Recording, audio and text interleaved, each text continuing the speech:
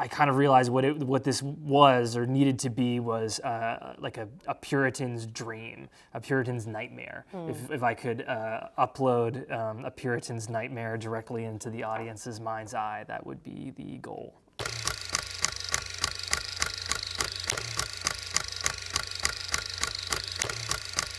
Hey, I'm Kim Taylor-Bennett, and welcome to Vice Talks Film. Today I'm joined by Sundance award-winning director Robert Eggers, and we're going to be talking about his debut feature film, The Witch.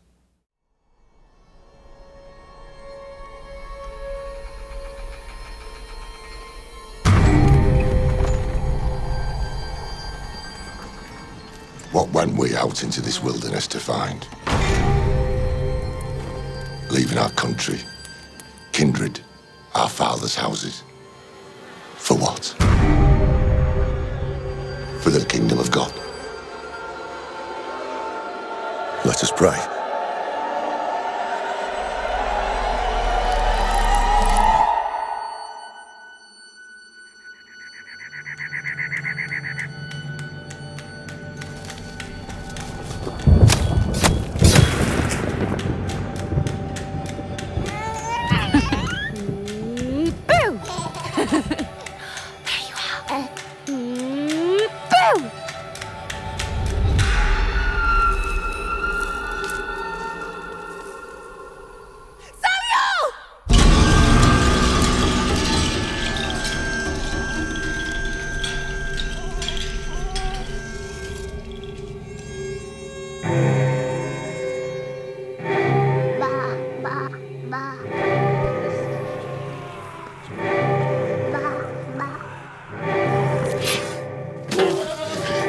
You've cursed this family.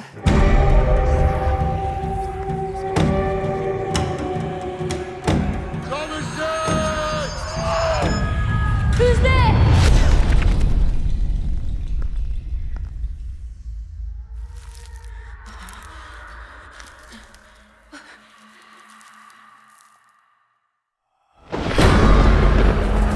Oh God, my Lord, I now begin. Oh, help me and don't leave my sin. For I repentant thou shalt be. From evil I will turn to thee. None ever shall destroy my faith. For I repentant thou shalt be. Oh God, my Lord, I now begin. Oh, help me and don't leave my sin. For I repentant thou shalt be. From evil I will turn to thee. Let us leave the wood.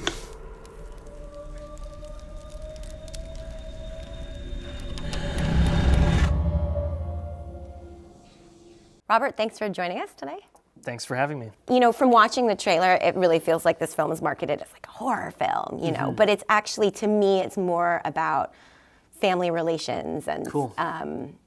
Although horror films, you know, that's my favorite genre of movie, but yeah, the tensions between the family members and like hysteria and blaming and how that all falls apart. This is also it's the same reason why, you know, like, to me, like jump scare horror movies aren't scary, because it's, if you shine a flashlight on the darkness and run away giggling, that's not scary. But if you're actually gonna like go in there and check it out, that's scary. And so these complicated family dynamics that make up what's like really effective about the great fairy tales and all of their scariness was something that I really wanted to explore. So I was curious where the kernel of the idea came from for this film. I grew up in New England, and if you've ever been to a rural town in New England, it's easy to see that New England's past is kind of everywhere. There's dilapidated colonial farmhouses and graveyards out in the middle of the woods. And New England's past was very much part of my consciousness as a kid. It sounds like a little bit like whatever, but it is true. And I had like a real idea in my imagination of what, like, you know, mythic old New England was like. And, you know, my friends and I had our own tales about the witches in the houses in the neighborhood and all this kind of stuff. So I wanted to make a film that would capture that. I wanted to make an archetypal New England horror story. So when you were a kid, were you always attracted to scary movies? And like, what were your kind of the first ones that you really loved? Well, I was always attracted to like witches, and my earliest nightmares were witches. Especially the Wicked Witch of the West from The Wizard of Oz. Really? Yeah, really. I mean, like if you remember when Dorothy's trapped in the witch's castle, and Dorothy's looking at the crystal ball, and she can see Auntie Em, and she disappears, and it's the witch. That was like too much for me at 4 years old, and honestly, like a lot of scary movies were too much for me. Like I always liked dark stuff. I was always into witches and vampires and stuff like that. But I like the Universal stuff and like the Hammer horror movies, because anything other than that was actually too scary for me. Too realistic. Yeah, it was just, and I like the the tales. You know what I mean? So. Yeah, like when I would look at Fangoria and see Freddy and Jason and stuff, I was just like, this is too much, you know. So, but at the school library in Lee, New Hampshire, there was like a little book series of like vampires, werewolves, ghosts, witches, whatever, and these were really cool. And like, you know, I saw like the first image of Max Schreck as Count Orlok in one of those books, and you know, I was like into that kind of crap. I wanted to talk about this notion of the feminine darkness, and could you unpack that a little bit for me? Yeah, I mean, the idea that the witch, unconsciously was like the dark side of humanity, but mainly the dark side of women, and everything that female power represented, that in the men's fantasies and fears and ambivalences about women and their power, but also women's fears and ambivalences about their power in a male-dominated society. I mean, that's kind of like what this is. The witch is the anti-mother. She's all these things. Wow. So the idea that evil witches existed in the like mass cultural mind of the early modern period is really interesting. So I would find stories about young women that I really feel like they thought that they were evil witches because we might say something was like mental illness today, but they had no other answer other than like, I'm a witch. Like if you, killed your child, today, right. You could call it today. It was maybe postpartum depression. Exactly. But then not only is it not just you, like I don't have that power alone. The devil has to give me that power. Let's talk about casting. Let's. Anya you must feel like, oh my God, I've just found the most incredible diamond. I mean, her performance is such a knockout. She has such poise. She's so young. She's like it's so watchable. I mean, how was she when you first did the audition with her? Great. I mean, Anya was the first tape that I saw and was kind of like, oh, that's too good to be true. And besides, she used to be a model. Like, I don't buy it. Like, this is not gonna work. Yeah. But then, it was really clear. I mean, honestly, like the young women who auditioned for this, I mean, there was almost no one who wasn't good. Like, I mean, they were really great. But Anya was Thomason. Yeah.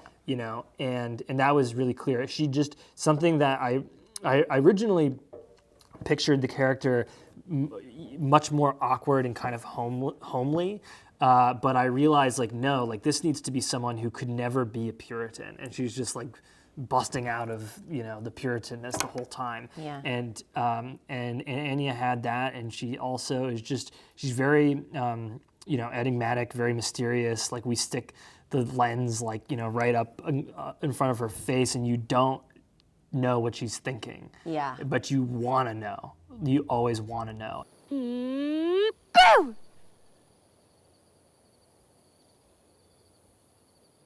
The actors talk about the fact that they didn't really engage with the supernatural stuff very often, so they kind of just felt like they were doing Ken Loach in the 17th century, and then right. and then they saw the film and they were like, oh, this is a horror film. you Yeah. know? Oh, that's interesting. So, I mean, they knew it, but Sure. it was still like, it was kind of surprising. And, it's interesting, I actually think that the marketing campaign is doing a good job of being true to the spirit of the film.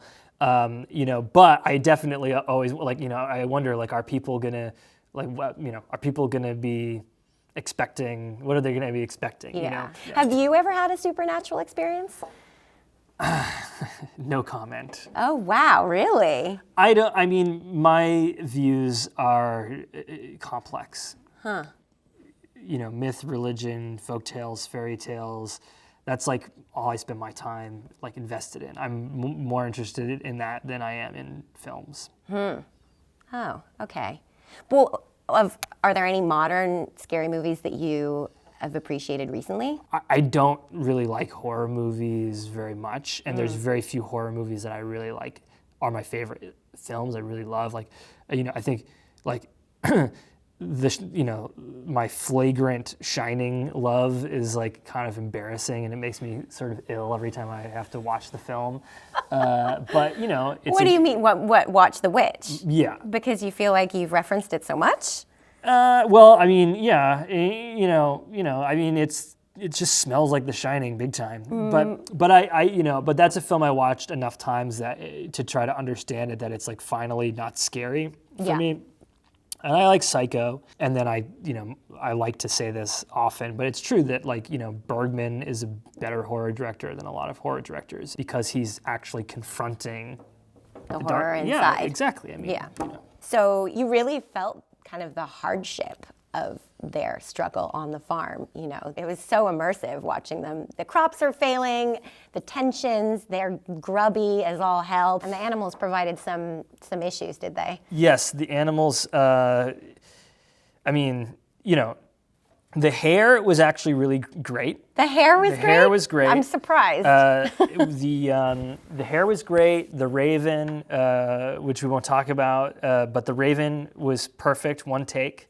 One thankfully. take wonder. Wow, good one, Raven. And the horse was also great, but really just the goats, I couldn't imagine anything worse. I mean, Charlie really he just didn't care about my film at all, and I don't blame him. Charlie was Black Phillip. Right. But originally we were supposed to have like 3 goats. Like there was a goat that was like good at bucking, and a goat that was good at rearing, and a goat that was good at standing still. And then we ended up with just like one goat who just didn't want to be there. Charlie, gosh. Charlie, So you won't be hiring him again. I won't be hiring Charlie again, though he was lovely. I mean, it was. Charlie went from either just laying on the ground, like chilling, to like putting Ralph in the hospital. So yeah. He put Ralph in the hospital? I mean, briefly. Okay, jeez. Yeah. Terrifying. Ralph can talk about that. Okay, well, I'm not talking to Ralph though. Oh no, did he get bucked in the balls or something? There was some goring going on. Yeah. Oh shit. Yeah. What's happening? Thomason, take the children outside. What does this today? What does this? How difficult was it to write a script in the dialect of Old English? So I have a background in Shakespeare, and I used to perform Shakespeare when I was a kid. Really? Yeah. So I'm not I'm not afraid of it. But that said, writing with in that style of speech with some kind of facility definitely took some time. So. I researched the grammar and the vocabulary. I had various books about actually how to do the structure, but then it was mainly going through primary source materials and writing down sentences, phrases that worked, and I sort of cataloged them in different, modes of emotional states or situations or actions, so on and so forth, and worked like that. I think that early versions of the script were more sort of collage-y, and then it was taking time to hone it into more my words. But there certainly are things that the children say when they're possessed are things that children were purported to have said when they were possessed, and there are some things that are that specific. And it's a really interesting it's a really interesting period in the English language. You know, this whole period of time was really cool because in New England was actually the most literate part of the Western world, because these guys were all extreme Calvinists, not all of them, but most of them were, certainly this family are extreme Calvinists, and so reading the Word of God in English was super crucial, because like, you know, in like earlier parts of Tudor England, in the previous century, people were being burned at the stake for that kind of thing. So like reading the Bible in English, you had to do it. And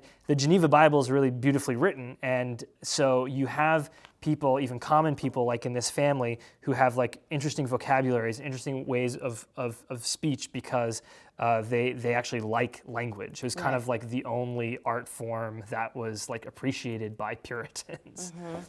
But finally, it's like it's building the suspense, building the tension, and telling a story. Congratulations, it's a fantastic movie. I can't recommend it enough. Thank you. Yeah.